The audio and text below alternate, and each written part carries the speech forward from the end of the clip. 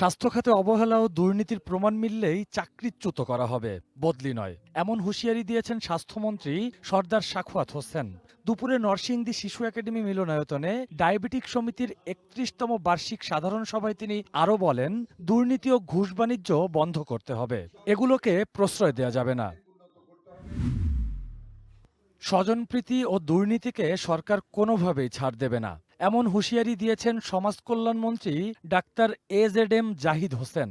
দুপুরে রংপুর জেলা সমাজসেবা কার্যালয় পরিদর্শন শেষে সাংবাদিকদের সাথে আলাপকালে তিনি আরও বলেন, ক্ষমতায় থাকার জন্য আওয়ামী লীগ যা দরকার তাই করেছে, জনগণের জন্য কোনো কাজ করেননি।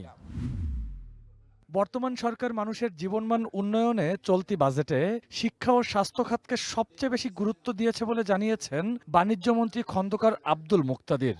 সকালে সিলেটে সরকারি স্বাস্থ্য প্রতিষ্ঠানগুলো নিয়ে একটি পর্যালোচনা সভায় বাণিজ্যমন্ত্রী আরও বলেন, বাজেটে খাতোয়ারি যে বরাদ্দ দেওয়া হয়েছে তার শতভাগ সঠিক ব্যবহার নিশ্চিত করার চেষ্টা করবে সরকার। সমবায় পণ্যের রপ্তানি বাড়াতে সমবায় অধিদপ্তর ও রপ্তানি উন্নয়ন ব্যুরোর সাথে সমঝোতা করা হবে বলে জানিয়েছেন স্থানীয় সরকার প্রতিমন্ত্রী মীর শাহে আলম। দুপুরে রাজধানীতে আন্তর্জাতিক সমবায় দিবসের এক অনুষ্ঠানে তিনি বলেন, সমবায় ছাড়া গ্রামীণ অর্থনীতির মুক্তি সম্ভব নয়। বাসাবাড়ির বর্জ্য অপসারণে অতিরিক্ত অর্থ আদায় ও অনিয়ম হলে ঠিকাদারদের টেন্ডার বাতিলের হুঁশিয়ারি দিয়েছেন ঢাকা দক্ষিণ সিটি কর্পোরেশনের প্রশাসক আব্দুস সালাম। সকালে রাজধানীর শান্তিনগর এলাকায় ক্লিনিং ডে কর্মসূচিতে অংশ নিয়ে তিনি বলেন, মার্কেট ও হকারদের নির্ধারিত স্থানে বর্জ্য ফেলতে হবে।